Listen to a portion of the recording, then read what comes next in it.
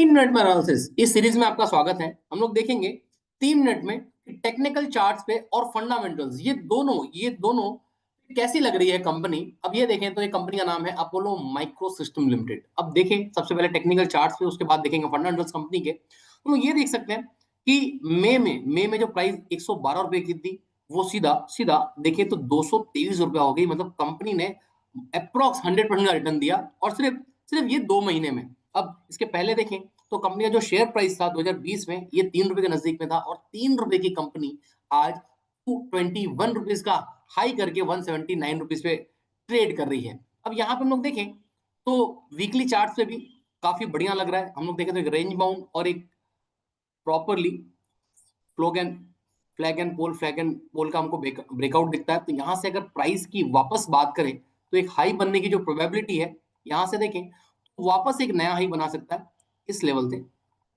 Technical charts की बात कर रहे हैं, टेक्निकल चार्ट्स के लेवल पे एक नया टारगेट हमको 307 रुपए के नजदीक में या 300 रुपए के नजदीक में देखने के लिए मिल सकता है।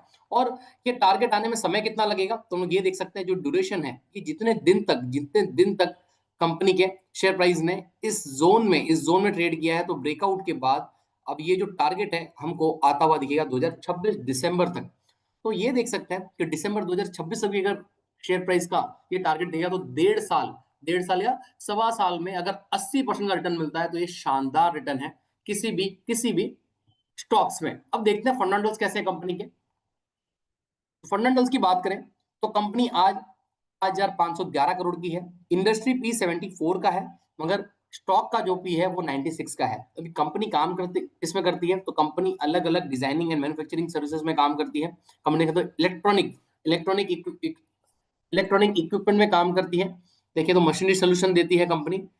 अब यहाँ पे हम लोग देखें तो कंपनी का जो प्रमोटर के पास होल्डिंग है वो 50% है, मगर कंपनी ने जो प्लेज की है होल्डिंग प्रमोटर ने वो 46% की है।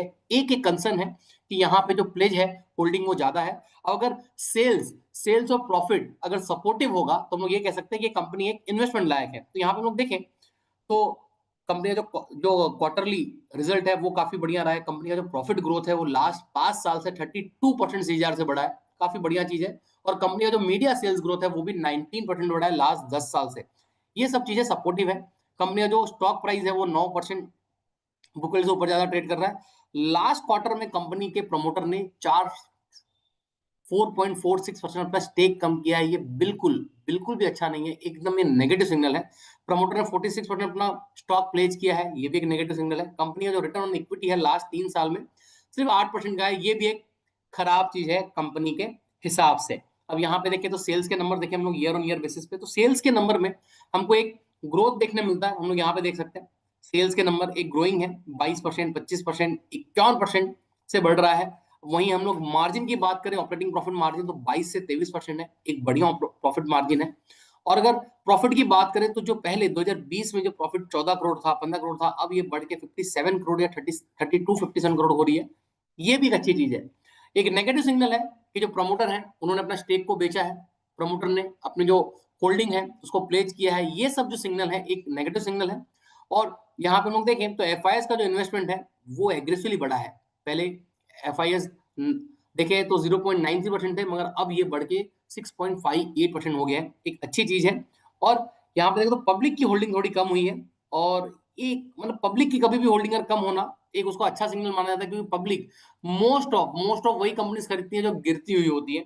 तो ओवरऑल कंपनी, मतलब अगर मैं कहूं तो ये कंपनी में एग्रेसिवली अभी कुछ बाइंग करना अवॉइड करना चाहिए। मगर कंपनी में फंडामेंटल्स देखे कंपनी के तो काफी बेहतर है। सिर्फ दो जो है, एक रेड फ्लैग है जो प्रमोटर ने अपनी होल्डिंग डिक्रीज की है वो, और एक है कि प्रमोटर अपनी जो होल्डिंग प्लेज की है वो।